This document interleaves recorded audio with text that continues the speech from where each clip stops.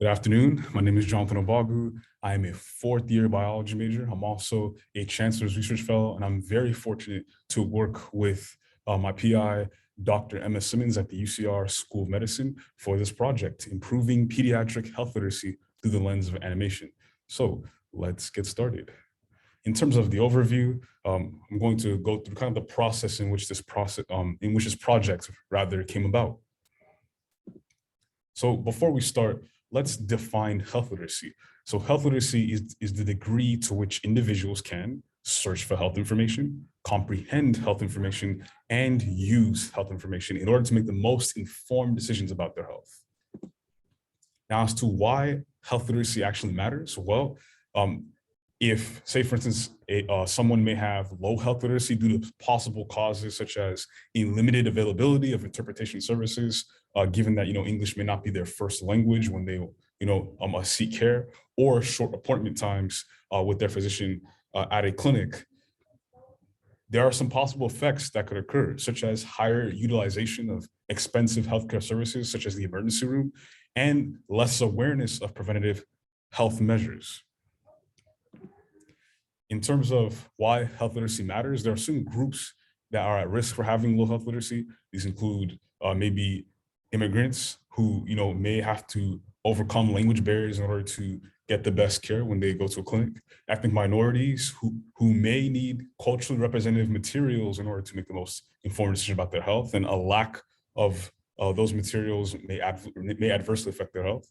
And lastly, families with an income close to the federal poverty level may also have low health literacy or be at risk for that due to limited healthcare access caused by financial barriers. Now, in terms of improving health literacy in Riverside and the Inland Empire as a whole, there are some reasons why health literacy is an urgent necessity for Riverside's population.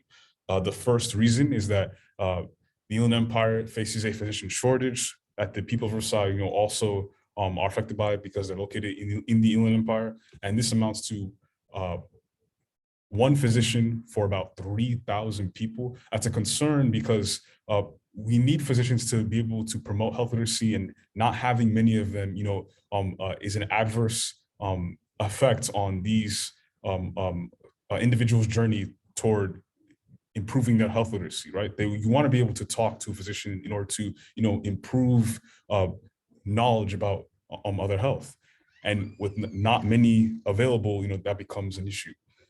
The next reason is that about a third of our size population are native Spanish speakers, or speak another language. So this is crucial to keep in mind, because in order for a physician to provide the education that a patient needs, especially in the Inland Empire, to make the most informed decision about their health, they have to be able to understand that physician. And if they don't necessarily speak the same language, there becomes a risk for decreasing health literacy. So that's another reason. And then lastly, less than 25% of residents that are aged 25 and over have bachelor's degrees.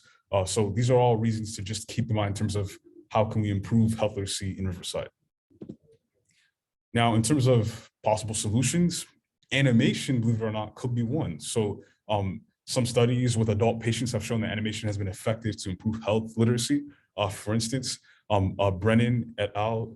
Back in 2020 showed that animation could help educate the public about brain health and encourage healthy lifestyle choices.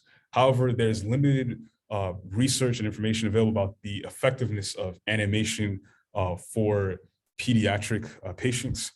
In the few studies that do show this information, there have been indications of parents preferring to use animation as a way to improve their health literacy instead of simply reading a pamphlet. However, say for instance, the exploration in terms of how much those parents actually understood the information from those health videos was not measured anyway. So that's just something to keep in mind. That leads me to my question. What is the feasibility and effectiveness of using animated videos to deliver health information about newborn infant care? So in terms of a hypothesis, a possible answer to this question, culturally representative and linguistically accessible animated videos will improve health literacy about newborn infant care. So now with this research project, I wanted to find out if the data would support or refute this hypothesis. In terms of an experimental design, I had a 5-step approach. The first step was to create the animated videos for participants to watch. Then the next step was to create surveys that kind of measured the participants' understanding of the health topic that was, discussed in those videos through a survey before a video was watched and after the video was watched. Then I would recruit participants for this project, and then those participants would go on to complete the surveys. And then lastly, I would analyze data to see if my hypothesis was supported or refuted. Now, before I could, continue this project, I had to find a team to work with. And I was very fortunate to be able to work with my physician mentors, such as my PI, Dr. Emma Simmons, and another very helpful PI, Dr. Sang Nguyen. And I also got to work with the UCR Mini Medical School, which is a student-led group that addresses health disparities in the Inland Empire. I got to work with specifically their media team in order to help provide that professionally verified health information in the form of an animated video that patients could watch. In terms of my next step, when it came down to creating the videos, there were 2 goals I want to have in mind. I want to have content that patients can understand, and I want to make sure that the patients could see themselves reflected in this video through representation and accessibility. So in terms of the content approach, my physician mentors helped me deliver information about physiology and pathology of certain topics in newborn infant care, such as jaundice and breastfeeding. I also got to learn how to incorporate other common information that patients need to know, such as return to care precautions, common myths and facts about their newborn's condition, and community resources to help improve the newborn's health in the video. And then in order to ensure representation and accessibility, my team and I had to create characters from minority populations with disadvantaged backgrounds to reflect the diverse population in the Inland Empire, and then create the video script at a 5th grade level so any patient could understand while watching the video, and then have these videos translated into Spanish, again, to make sure that anyone, whether they could speak English as a first language or they spoke another language as their first one, such as Spanish, could understand what was going on in the video. And then lastly, make it accessible by having the videos for free online. Now, here's just a very quick example of what these videos look like. And as you can see, I heard my best friend's baby has jaundice. Is it harmful? I'm worried. What is jaundice?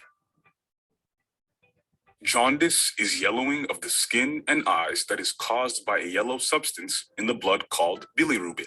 So that was just an example of what these videos look like. We just want to make sure that they were easy and accessible for patients to understand.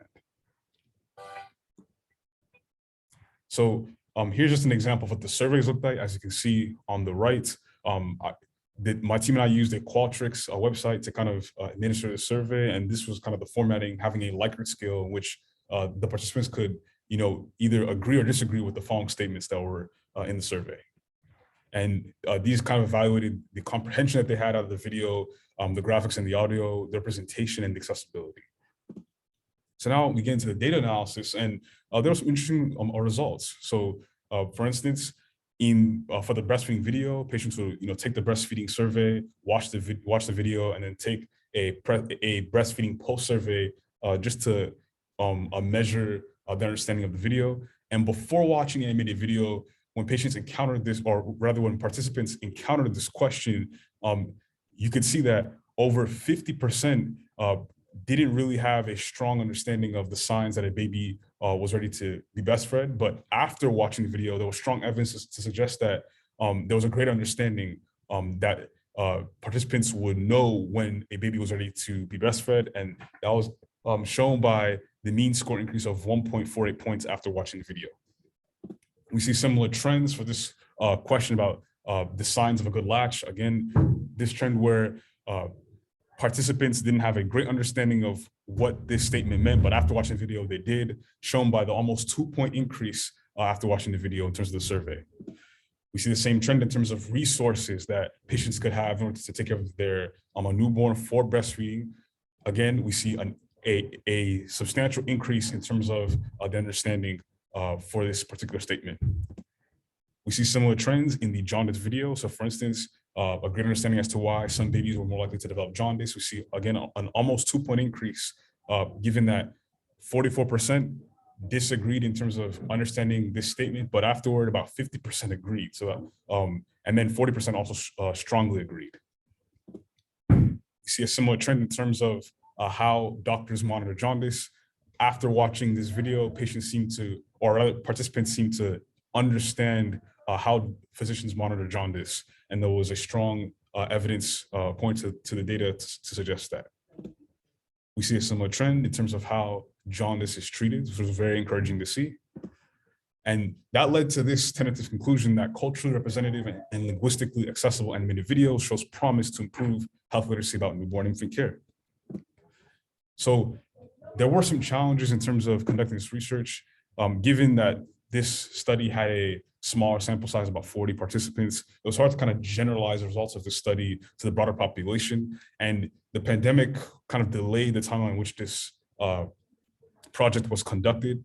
So my initial goal was to measure these experiment outcomes with patients in the hospital, but due to COVID, that was not a sustainable step. What was more sustainable was being able to measure the experiment outcomes with just the public, especially people who were in the Inland Empire at the time of the study. And then in terms of steps to overcome these challenges, it was just a matter of communication with my incredible physician mentors and PIs and with the undergraduate research team. In terms of future directions and implications of the study, ideas for next steps include showing these videos to more patients to get more feedback in Riverside County.